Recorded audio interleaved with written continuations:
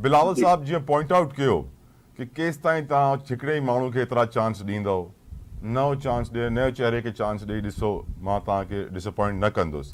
मुंहिंजो सवाल तव्हां सां इहो आहे धामरा साहब, तव्हां बि सीनियर पॉलिटिशियन आहियो, पाण पंहिंजे मुल्क में जेका जमहूरियत आहे, जेका डेमोक्रेसी आहे, उहा मिच्योर छो नथी थिए?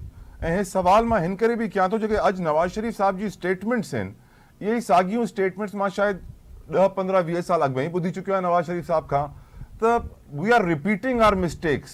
ऐं चवंदा आहिनि जेको अकुलमंद माण्हू उहो आहे जेको पंहिंजी ग़लतियुनि सां सिखे, न कि उन्हनि खे दोहराए। त असां छो पंहिंजी जमहूरियत में साॻी ग़लतियूं था कयूं? जमहूरियत मिच्योर कोन थी थिए, सियासतदान मिच्योर कोन था थियनि? तव्हां छा चवंदव सर?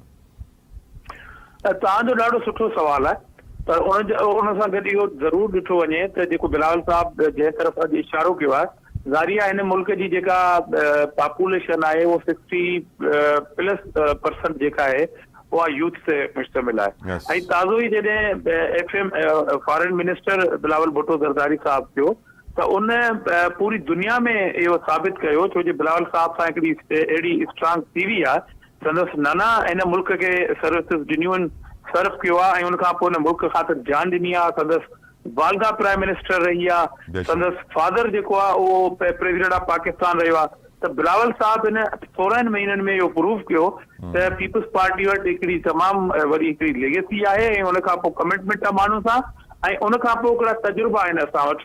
उनजे बुनियादनि ते बिलावल साहब इशारो इहो कयो आहे त हिन मुल्क में हाणे हिकिड़ी तब्दीली, जेका रियल तब्दीली हुअणु खपे, त यूथ लीडरशिप जेका आहे उहा प्राइम मिनिस्टर ऑफ पाकिस्तान थिए, जंहिंजो दुनिया भर में हिकिड़ो तारुफ़ आहे, ऐं उन तारुफ़ जे बुनियादनि ते असां पाकिस्तान लाइ मज़ीद बहितरी करे सघूं था। ऐं असांखे उन सां गॾु इहा उमेद बि आहे, असांजी ख़्वाहिश सां गॾोगॾु असांखे इहा उमेद आहे त इनशाला 2024 जी इलेक्शन में जेका असांजी डिमांड आहे त थियणु खपे, ऐं असांजी इहा बि डिमांड आहे त फेयर एंड फ्री थियणु खपे, ऐं उन में बिलावल भुट्टो ज़रदारी साहब जेको आहे प्राइम मिनिस्टर थींदो। इहा ॻाल्हि वाज़े आहे त इनशाला प्राइम मिनिस्टर लाहौर मां न, सिंध मां थींदो, ऐं हुनजो नालो बिलावल भुट्टो ज़रदारी आहे।